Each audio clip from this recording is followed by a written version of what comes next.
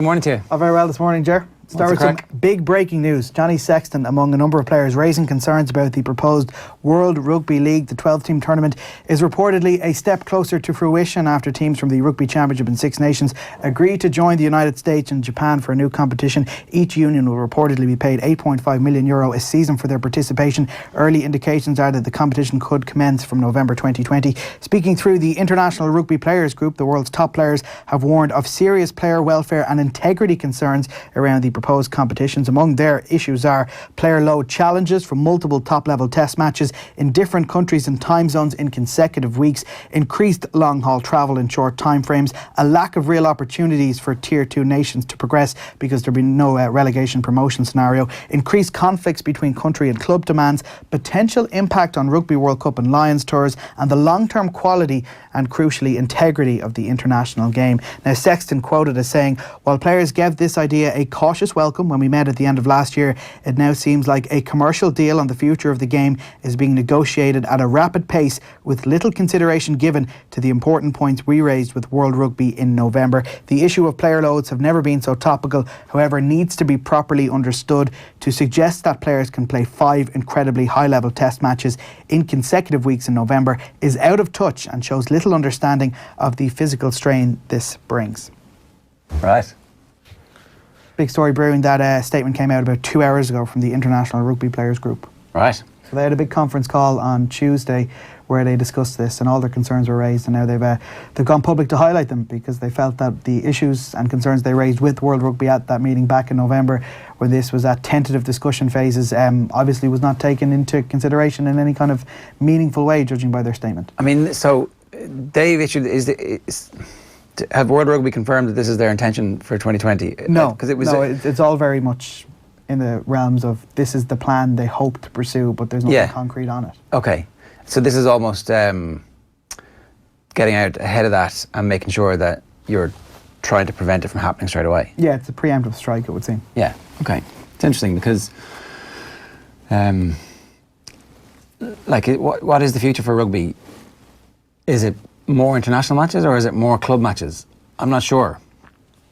Like, do you get as excited about the club matches as you do the Sale fans? Are they actually just England fans who are going to Sale matches? Obviously Sale and London Irish and Harlequins think that they can harness a local area and be very profitable, but ultimately it's international rugby that everybody cares the most about. So I don't know how to fill these test windows, aren't they, with something that actually has a trophy at the end. I didn't realise that the Pacific Islands would be completely locked out of this 12-team.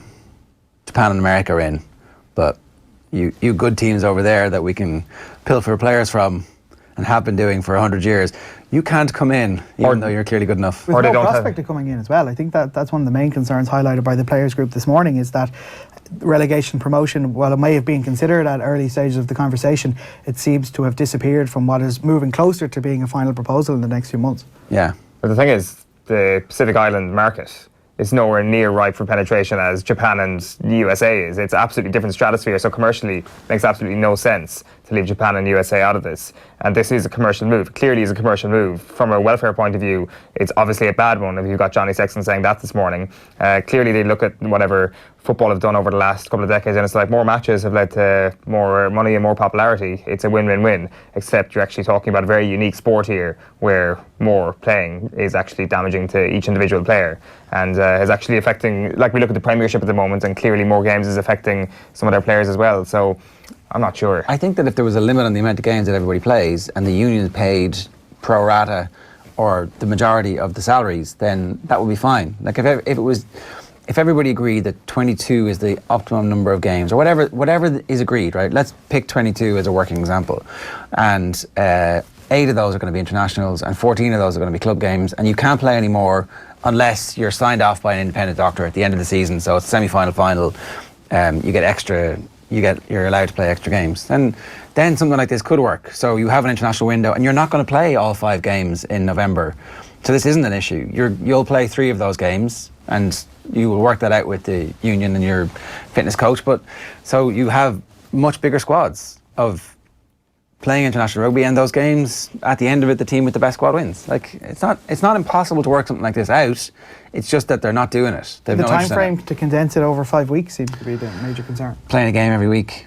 Yeah, I guess, if you had a rule, though, that nobody can play more than 3 of those games. Like, you're getting into the type of collective bargaining stuff that, in fairness, the NFL have proven that, like, it's a really hard, long process, but it is possible to legislate that you can have this amount of full contact training sessions, you can have this amount of sessions in pads, you can do this amount of contact hours, and outside of that window, you're not allowed to contact your own players. You can't work with your players in the off season because there's a proper off season, and if any of that ever gets broken, the players report their own teams because the union is so strong, and then teams lose. There's proper punishment for the teams. Like, it is possible to work out a structure where you had a set number of games, and then all the leagues would have to have their best players available for certain times, and so, like, it could have a knock-on impact and grow the game. It's possible if everybody gets in and says, okay, this is what we want. But the billionaire English club owners are going to go, screw you,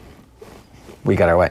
But maybe that's what this statement is. This is an invitation to the table to bring the players in a more meaningful way, because at this moment it would appear that there's zero appetite for the current proposals in whatever form they're taking, or even if there's no concrete proposals, the form they believe it's going to take, the shape they believe. It's very brave of them as well, because when you consider that the unions are reported to be paying between 8.5 and 10 million a year for their participation, for players to come out and speak against something that the unions are probably all trying to make happen. That would be on top of whatever they're getting for the Tri-Nations and Six Nations. So this is just beefing up that window, right? Absolutely, yeah.